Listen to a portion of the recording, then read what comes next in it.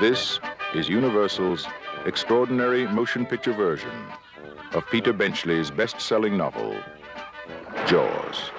I'm amazed that 25 years after both were released, that the word still echoes in the English language, that it's astonishing to me that it still has currency. I'm pleased and gratified that it does, and there are whole new generations of children growing up who weren't alive when the book was published or the movie released, who now are discovering it, and I think that their reaction to it is much more fascination than horror. Mm-hmm. So I'm gratified that it's still remembered.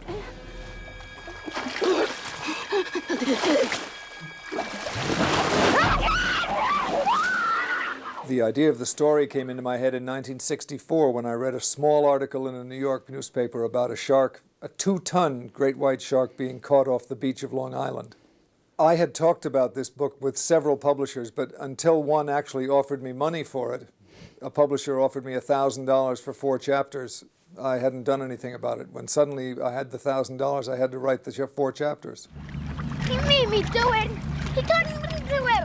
It wasn't a young director who told me, or it wasn't my agent who told me. The producers had found out from the president of the Universal Pictures that he was suggesting a young director named Steven Spielberg, who had done 2 films before, one for television called Duel and one for cinema called Sugarland Express. I had no reaction. I knew nothing about the movie business. I trusted them to do the best they could.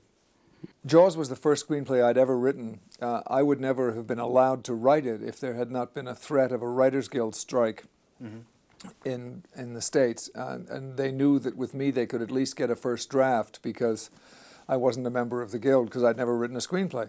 So I was surprised at how the screenplay business went. I was also very appreciative that there are different media. A book and a movie are completely different media. And if you're going to be involved in the film business, you have to be prepared for the changes. So I had no problem with the changes at all.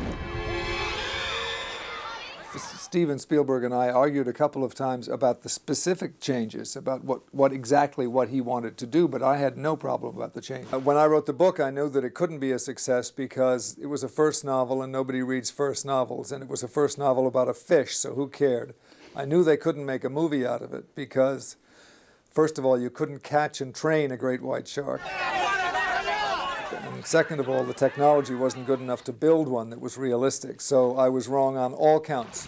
Jaws was such an enormous phenomenon that it overshadows everything else. I have written, for instance, 2 books that were comic thrillers, neither of which I'm sure you've heard of, but both of which I wrote. And I've written a number of screenplays and television shows that have nothing to do with the ocean, none of which you've heard of, I'm sure, because Jaws is such a big thing. Yeah. So I have done many other things, but nothing with the impact of Jaws or with the endurance of Jaws. I mean, nothing. It's hard to expect that ever in my life I will ever do anything that will have this kind of phenomenal impact. Pour Spielberg, Jaws et son premier film, Duel, sont comparables. Vous êtes d'accord? No. I think that he must be referring to the last act of Jaws, the chase on the ocean. But otherwise, Duel has no dialogue to speak of, no characters to speak of. It's really moving a camera around, whereas Jaws has characters and a storyline. The only movie that I think, and this is very self-serving, that depicts the ocean realistically, in addition to Jaws, was The Deep, which I also was involved with 2 years later. And the cinematography, the cinematic technology of the time was so primitive that I believe that the movie that resulted was a triumph of the director and the cameraman. The Deep was very successful. It was not phenomenally successful like Jaws, but one cannot hope to follow one phenomenon with another.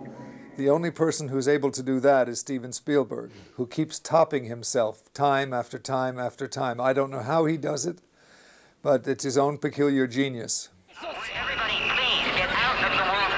Everybody out of the water, please. Room for the folks behind you. I can't be responsible for the response of people to this story any more than Mario Puzo can be responsible for people who were frightened of the mafia. You know, he wrote The Godfather, and that's the way it goes. So people have it's only a success. Alfred Hitchcock, of course, did a movie that scared me worse than any other movie in history called Psycho. And so you don't have to necessarily want to go out and kill all the mentally ill people in the world.